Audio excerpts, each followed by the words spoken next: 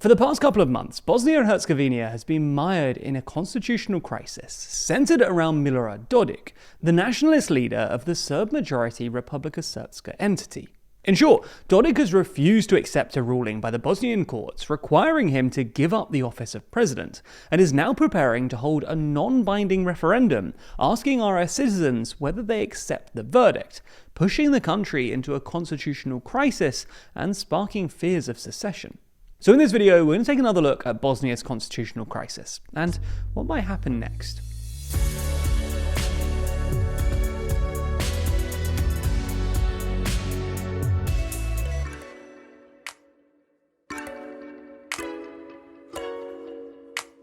Have you ever wondered how much money TLDR makes each year, or who's funding our journalism? Well, we think that transparency is super important, so we answer both questions in our recent video. It's linked in the description. So to understand the current crisis, you need to understand a bit about Bosnia's governance structure, as established by the 1995 Dayton Peace Accords, which ended the country's bloody civil war. The Dayton Accords split Bosnia into a highly decentralized state, creating two so-called sectarian entities: Republika Srpska, mostly made up of ethnic Serbs, and the Federation, mostly made up of Bosniaks and Croats.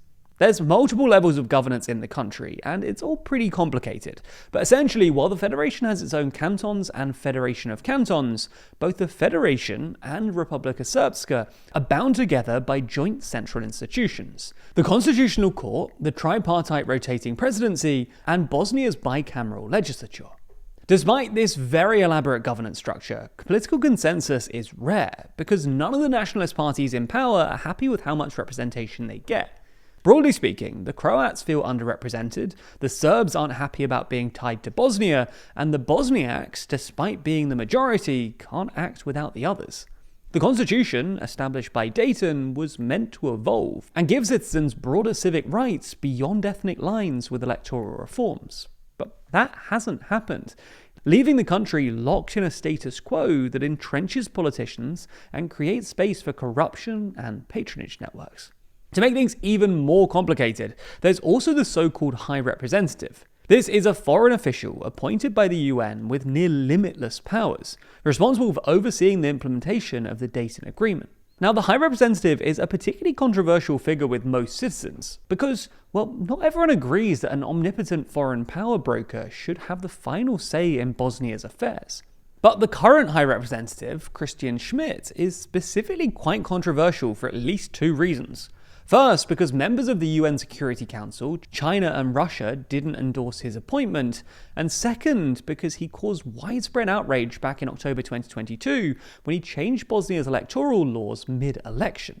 Schmidt has had a long-running feud with Milorad Dodik, who served as the president of Republika Srpska from 2010 to 2018, and was then re-elected in 2022.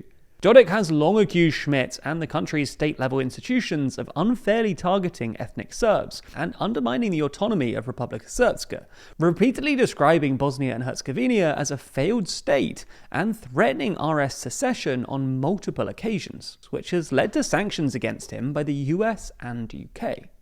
However, the standoff escalated in 2023 when, at Dodik's direction, the RS National Assembly passed a law stating that the decisions of the High Representative would neither be implemented nor published in the RS's constitution. Schmidt annulled the law, but Dodik ignored him, stating the Constitutional Court no longer had jurisdiction in its half of the country, and signed a decree enforcing it anyway. In response, Schmidt amended Bosnia and Herzegovina's criminal code to make non-compliance with OHR decisions a criminal offence. When Dodik again refused to comply, prosecutors indicted him. Things came to a head in August when Dodik was convicted for knowingly defying decisions issued by Schmidt, and was issued a 6-year ban of being president of RS. The Bosnian court did accept a plea by Dodik to pay a fine of around €18,000 rather than being sent to jail, but the Central Election Commission stripped Dodik of his presidential mandate and affirmed that he wouldn't be allowed to stand for office for 6 years. Dodik, however, refused to step down and vowed to resist the ruling. As such, he's continued to act as RS's de facto leader, which has triggered a political and constitutional crisis in RS. Pressure from within his own camp hasn't helped him either. When the Prime Minister resigned, Dodik just illegally nominated a new PM. The Central Election Commission then called an early election in RS on November 23rd to replace Dodik, but Dodik responded by proposing a referendum on October 25th, asking whether RS citizens accept his removal from office, which has since been approved by the RS Parliament. Now, Dodik isn't universally popular in RS, and many view him as a bit of a crook and actually harming Serbian interests in Bosnia and Herzegovina. However, he'll probably win the referendum, even if few Serbs actually vote in it. So what happens when Dodik does win the referendum? Well, from a legal standpoint, not much. The referendum isn't binding, and the Constitutional Court can simply annul the results. Politically, though, the situation is fraught, and it's not clear what will happen at the November election. If pro-Dodik Serbs boycott it and elect a parallel president, the constitutional crisis could deepen, and Dodik has promised another referendum on RS's independence if he wins the first referendum, sparking fears that Bosnia could be on the cusp of breaking up.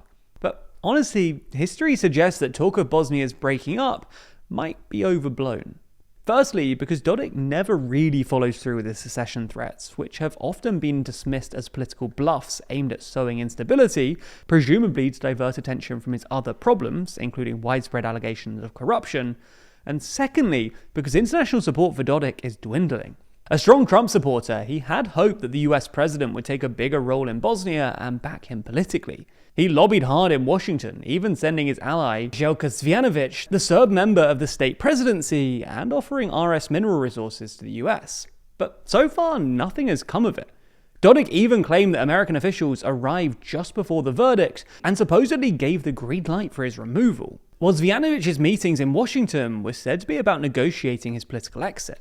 Meanwhile, Russia, despite a few conciliatory words accusing the West of fabricating cases against Serb leaders, have signaled that they won't push for the closure of the OHR at the UN Security Council in October, despite Dodik's explicit requests. Ultimately, Dodik lacks the political capital to follow through on its threats of secession, let alone the military strength to enforce it, especially while NATO's security guarantees remain in place. He's already under significant political pressure, with Western sanctions imposed over his destabilization efforts and reliance on a patronage network. To make matters worse, a new corruption case has been filed against him, this time linked to coal mining concessions, while Slovenia has banned him from entering the country, a major setback given his financial and business interests there. Evidently, Dodik is running out of options, and it's looking more and more likely that he'll step down in November. That said, with political survivors like Dodik, no move can ever be truly ruled out. The media landscape right now is moving so fast that it's quite easy to rely on just the information you already know, or the sources you've grown to trust. But what about everything you don't see? Or what if those sources you trust aren't completely honest? Well, luckily our sponsor this week, Ground News, are experts at lifting the veil on media bias.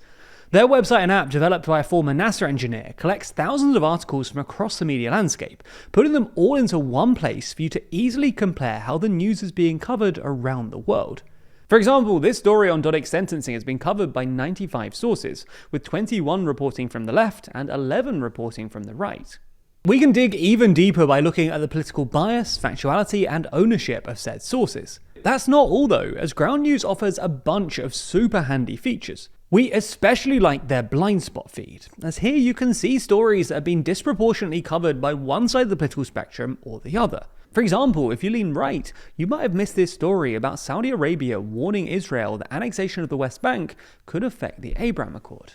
It's important to know exactly what's circulating online in different echo chambers, instead of purposely choosing to stay in the dark. We all know that the current media sphere is always trying to get your attention by any means necessary, to sway you into thinking one thing or another. So having a website that helps you spot when that's happening is a real game changer.